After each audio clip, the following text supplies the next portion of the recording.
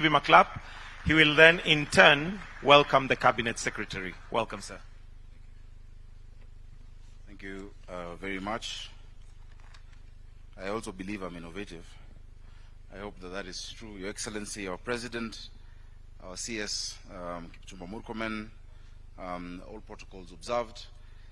It is great to see such a great and eclectic mix of innovators, visionaries, investors, academia, government, what makes really the triple helix of the startup ecosystem, gathered here today to celebrate innovation in our country.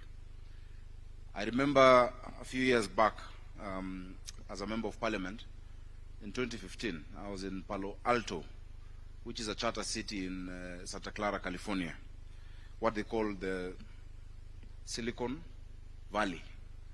And I was speaking at the Institute for the Future. And in that meeting, there's a lady from Argentina, or Brazil, one of those countries, who asked a very deep question. She asked, why is it that we're seeing so much innovation coming from Kenya and East Africa, yet we thought we would be ahead in the United States? It took me a minute to think about, but I realized that actually it is where the world was moving to. At that point, the whole world was celebrating innovation in money transfer, in supporting farmers and all that. And I was able to tell her, look, the world, of course, a global village driven by technology and innovation. The same tools the young people have in San Francisco or in Italy are the same tools that young people, have or is available to our young people in Kenya and in Africa, but the need is different. And necessity is the mother of invention. And so I explained that while they may be innovating for now luxury issues, because they've sorted a lot of their basic things, so shopping lines and apps, what we're innovating for in Africa and in Kenya is to connect families. It is, sending money to your grandmother. It is water solutions. And that is why there's more meaningful innovation coming out of the continent. The potential is great in Kenya. The potential is great in Africa. Your Excellency, in 1950, the population of Europe was 22% of the world, and that of Africa was 7%. In 2050, which is just 25 years from now, after the end of this year, Africa will have 25% of the global population. 1 out of 4 people will be in Africa, and they'll be in cities. And the population of Europe will be 7%. What does that tell us? We have an extraordinary opportunity to get right what they didn't get right, but also to use the new generation, the young people. Our median age is 19, Your Excellency. We have grappled with how to sort out issues. We've had unemployment, disillusionment. I dare say that the biggest challenge to our security is not terrorism or Al-Shabaab. It is millions of young, disillusioned, disengaged young people with ideas, but nowhere to take those ideas, and they're jobless out there. So it's an extraordinary opportunity that we must take advantage of. Indeed, it is our greatest resource. Now, in the ancient past, I was a legislator with Senator Minister Kipchumba Murkomen. And there are 2 pieces of legislation I am proud of. One went through, one didn't go through. The first one which went through, that was actually the second one, because the first was when we did 30% procurement. But the second one was the National Employment Authority, which we set up. It's thinking more than just doing labor migration, Your Excellency. If you look at the constitution of the board of the National Employment Authority, which we sponsored in 2 parliaments ago, it was to bring the people you have in this room together. In the board, you have employers, you have manufacturers, you have academicians, you have, the universities together, the technical colleges together, and we deploy technology to let us know these are the number of young people out there without jobs. Then this is what they're studying. And then this is what the market needs. That mismatch of skills is a ticking time bomb. In many respects, all we're doing in our schools is postponing unemployment of young people by 4, by 5 years, if you don't match it with what the market needs. But secondly, Your Excellency, the one which I'm proud of by half was the startup bill. I'm proud of it by half because we didn't conclude it.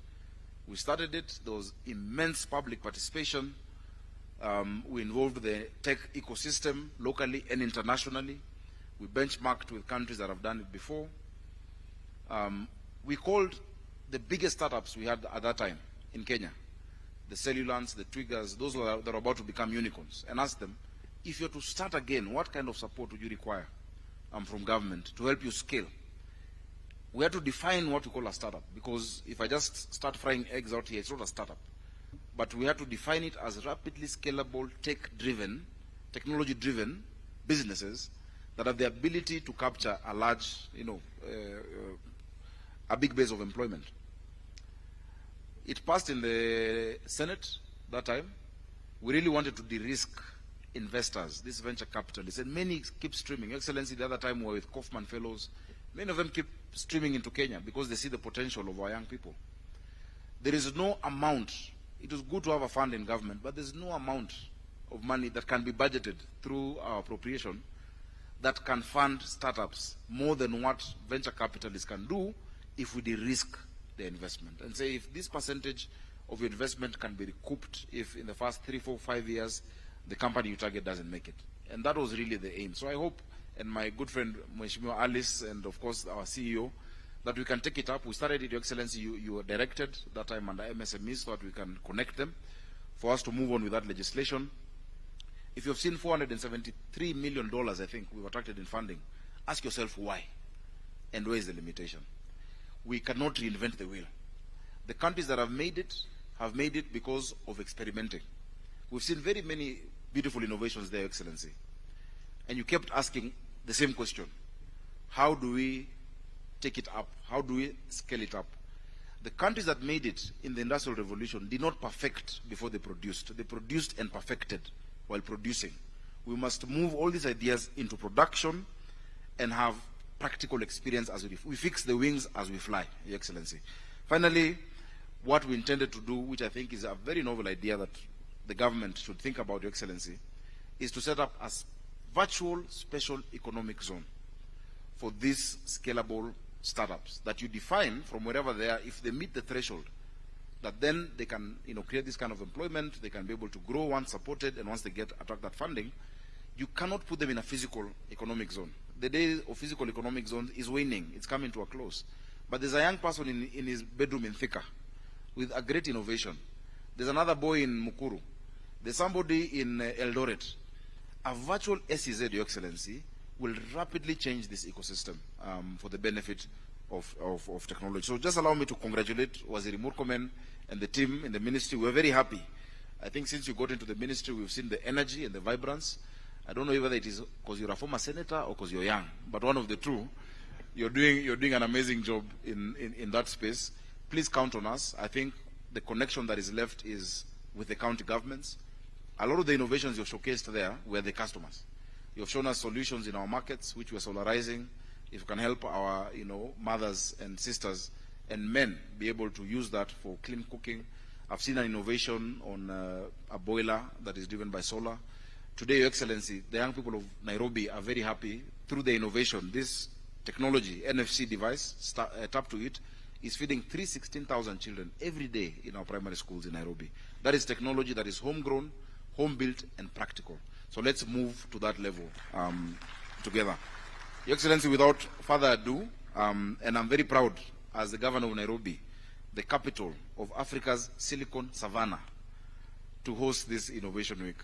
Congratulations to Waziri, and it's my great honor and pleasure to welcome my brother Murkomen to address us. Karibu sana. Let's clap for him as he comes on stage.